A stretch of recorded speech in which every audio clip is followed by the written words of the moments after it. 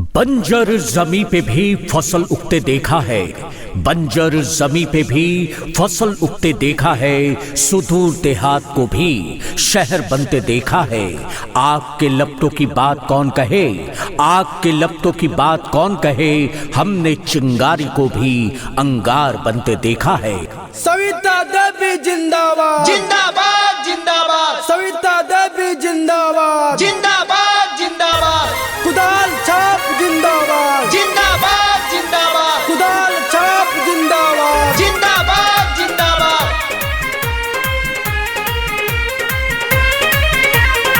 बरहता पाना चायत से जोड़न हाथ सविता देवी बरहता पाना चायत से जोड़न हाथ सविता देवी कुदाल छाप पर पाटना दा बई हागे चाची इ नहीं के दी जाई का रही हागे चाची सिच समझ से भी और करमट उम्मीदवार हाथी सिच समझ से भी और करमट उम्मीदवार हाथी गौतम भैया के दिहा साथ गे चाची क्रम संख्या अटके ना भूलई गे चाची।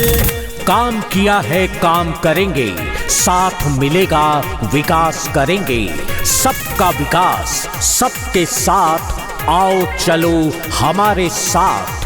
दीप वहीं जलाना है जहां सदियों से अंधेरा है। गौतम भैया जिंदाबाद जिंदाबाद जिंदाबाद क्रम संख्या 8 की जनता जिंदाबाद जिंदाबाद जिंदाबाद किया गमाई के कर गड़िया के कर झंडवा उड़त आवैना किया गमाई सविता दीदी के गड़िया झंडवा उड़त आवैना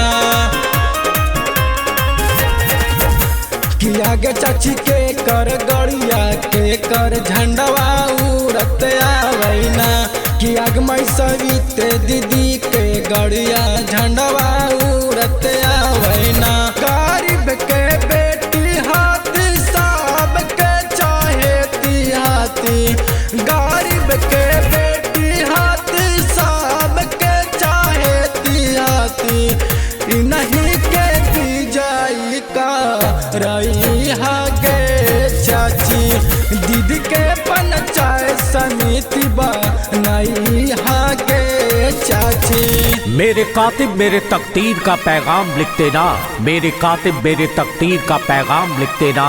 मेरे तन के हर एक हिस्से पे हिंदुस्तान लिख देना। सविता देवी जिंदाबाद जिंदाबाद जिंदाबाद कि अगमई नोट पर ना वोट बर्बाद करी है गे कि अग सच नोट पर ना वोट बर्बाद करी है गे।